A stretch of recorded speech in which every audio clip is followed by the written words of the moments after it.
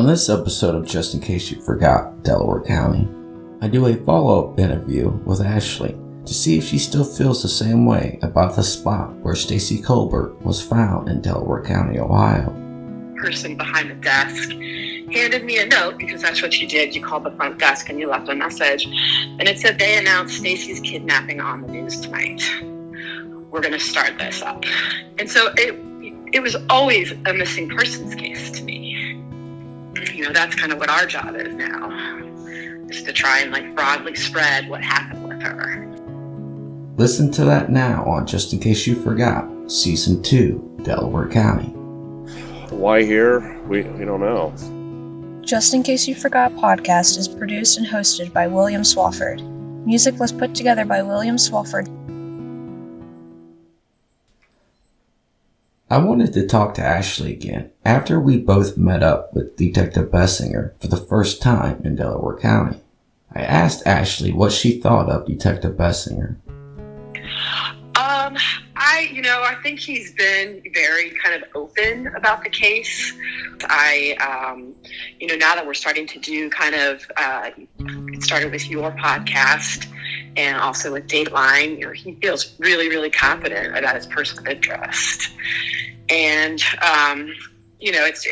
it's frustrating at this point to know that you're so close. And, it's got to be frustrating for him as well.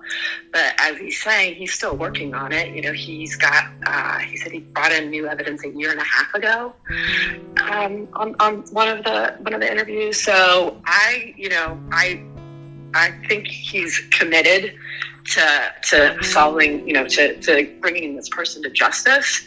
We just gotta, keep Stacey's name out there and hopefully somebody remembers something. That's kind of what our job is now, is to try and broadly spread what happened with her. So we're doing these podcasts with you and doing a lot of Facebook groups. We have over 1,000 followers on our Facebook group kind of page, and starting to get some momentum on Instagram. One of our reels hit over 14 or over 1,000 views, which was impressive for us. So we're starting to get some traction on these different channels, and just to get the word out and see what happened. Because I think one of the newspaper articles, when they first got the case up in Delaware County, they of course re-interviewed, they got all the evidence from the CPD and went back through and re-interviewed witnesses. And the detective at the time said he was going all over the place, all over Ohio, different states, California, Connecticut, all different places to kind of get these witnesses. So people are not here in Columbus anymore. We need to get the word spread out of Columbus. Well, yeah, because, Ohio State's a big university, so people are coming to Ohio State from all over the country. Yeah, and I think about the number of places that I've lived. I've lived in multiple states since I graduated from Ohio State. I happen to be back here. So yeah, people don't stay where they went to college. Yeah. I asked Ashley if she had ever been re-interviewed by Delaware County law enforcement. Not that Ashley would be a person of interest. I figured Delaware County would have done a one-on-one interview with at least one of Stacey's friends from college, even if only to get to know their victim, 23-year-old Stacey Colbert, out of Columbus, Ohio. I was not. I had graduated a year before Stacey. So, and right after college graduation, I moved to Maryland. So Stacey and I were writing letters, and we would talk on the phone, but I just didn't really have any good information for them. Yeah, I just figured they might talk to people to kind of get to know who Stacey was, since they were starting 6 years after the fact. And they might have talked with people. I'm not entirely sure, honestly.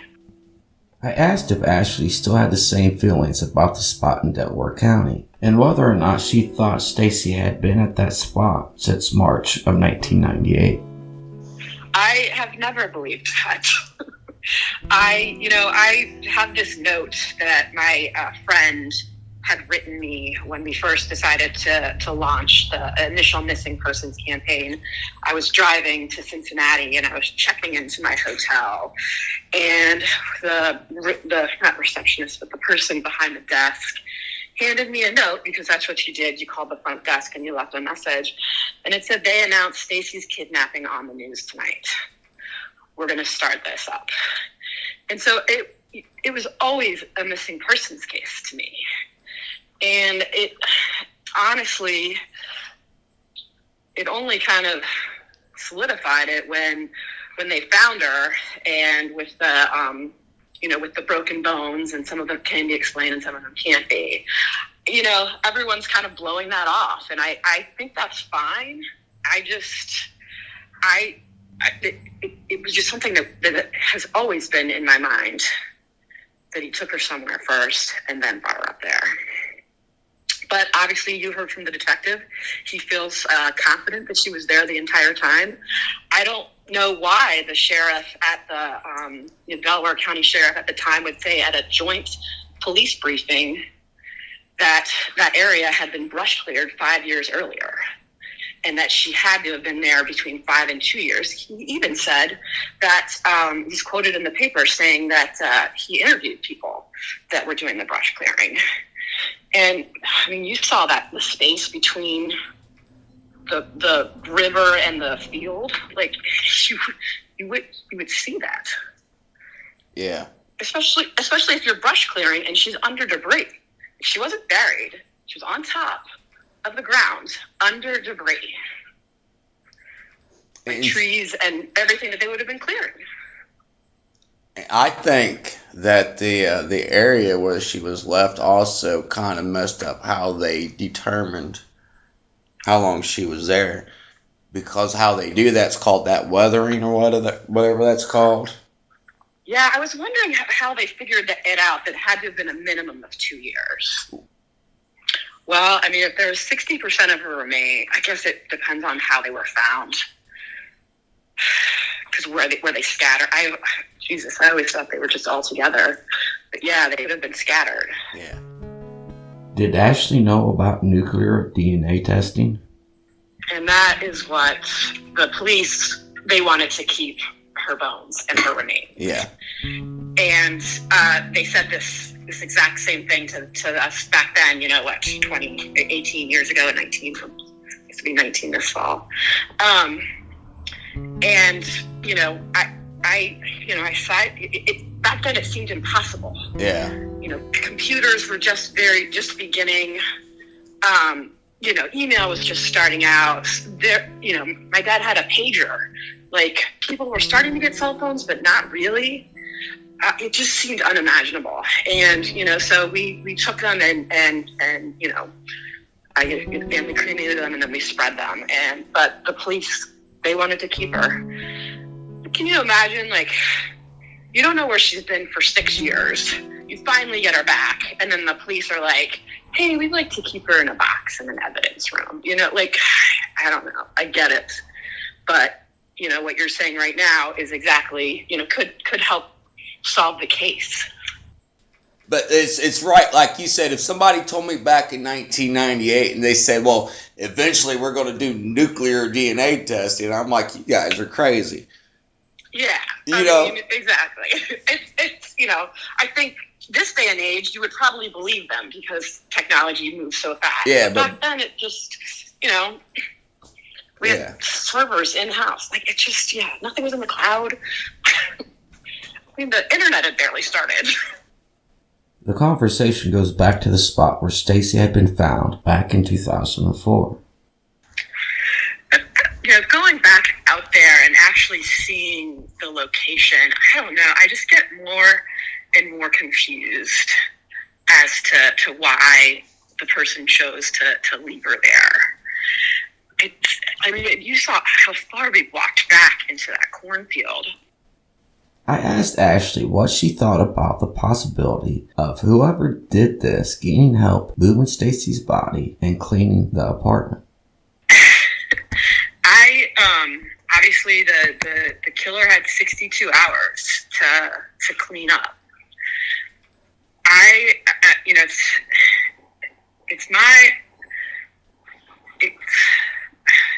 the fuck do I say this?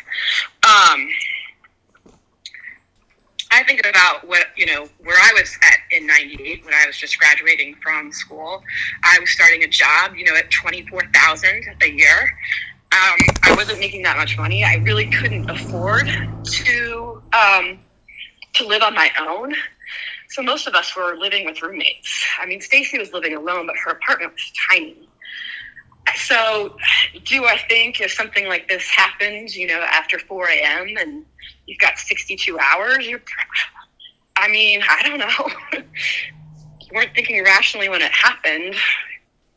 What I remember the detectives saying at the time was that they thought it had been planned out for a long time because of how perfectly it was executed. And I think that's why they had in their minds, who they thought it was. And, I just think that it's a long amount of time, and there's we can't put this in there, but there's discussion boards about the how the carpet was that they took out. Yeah. So, and there's definitely evidence of trying to clean it up. Because you would have to, depending on how it played out, you would have to know. I don't know. You just wouldn't go back there unless you were comfortable with the space. It is horrible to think that there was some kind of monster possibly in Stacey's life, and she did not even know it till it was too late.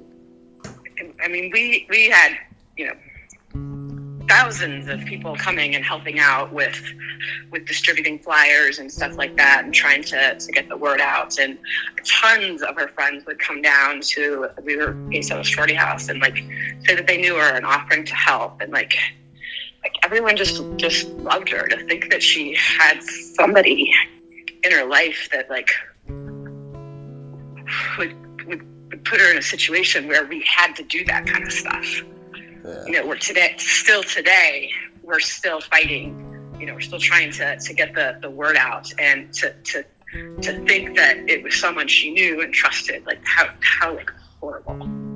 Ashley did think that her friend Stacey had possibly been kidnapped, and that there was a chance that her friend was still possibly alive back in 1998. But yeah, no, it was always, we put up missing posters. Have you seen her? I called her to leave her a message after I found out that she disappeared. And my dad was always saying that she was out there somewhere, that if she had killed her in the apartment, he would have left the body there, but to take her out meant she was alive. And you believe your dad when he tells you stuff. Yeah. So it just, and even in the initial articles, it's foul play suspected in woman's disappearance. So that was just how we talked about it. Ashley's dad told her that she should do something in a bad situation that everyone should do if you find yourself in a bad situation. Yeah. And that was one thing that my dad told me back then too, was fight back. Fight the fuck back. Get as much DNA underneath your fingernails everywhere as possible. Yep. So that was a hard thing to learn at 23, but it's good information. Ashley brought up the fact that the spot had been talked about as a possible party spot, just like other spots along the Skyhoda River in Delaware County. That place just baffles me. It's, there's people go back and forth on whether or not there's ties to that land or not. I certainly can't find any, so I'm not entirely sure. My question. What the thought process is, but it was interesting what Bessinger said, that one of the cops from up there said that it was a known party place. I also talked about people partying along the Scioto River in Delaware County with Paula. I do remember going out there. It was way out in the middle of nowhere, but on the way to that party, like I drove past a couple other like big bonfires out there in Delaware because people just had tons of land. And I do remember, and people would go out there, and of course teenagers would get all drunk. There really weren't police around like there were if you were trying to have a house party in Worthington or something. And so I do know that was a known party spot in the 90s for sure. Interesting that it's a party place. Which, we have spots like that down here too. Okay, all right. I did not know this about Delaware County, that the Scioto River was a party spot. Yeah. So maybe that's the tie. Like it's hard to say kind of what it is, but yeah, people were. I would hope when she was out there that people weren't partying. Yeah. I told Ashley that I still wondered why a monster would pick a spot across the road from a house. I know, but you saw that like half a mile from that house is a neighborhood. It's Prospect. It's a populated neighborhood. It's right there on that curve. But yeah, in front of that house, it's brazen. So to me, it raises up two questions. Did they want her to be found in Delaware County, or did they put her there to have a landmark to know that where to come back to? It's the only place really you can park off of 257. Once you know where it is, like you're coming up on it. So it could be something that he wanted to go back to. I've always thought that, because if he wanted her gone, he could have put her, another 12 feet, and the river's 12 would have taken her. Yeah. He didn't want her gone. So. Yeah, he could have put her in a river and she would have never been found. Nope. No. So, and that's kind of, when I was up there, I was, the second time I went up there to put my little memory rock of her up there, it was March. So it wasn't all grown over like it was when we went up there. Like I was walking back in that brush. Yeah. And, I kept looking down. I'm like, I can't leave this rock here. The river's going to take it. And, he put her somewhere where right outside of the swell. Because had it been any further, it would have been in the cornfields. Also, he really didn't. Did he really have to drive 40 minutes to find a good spot?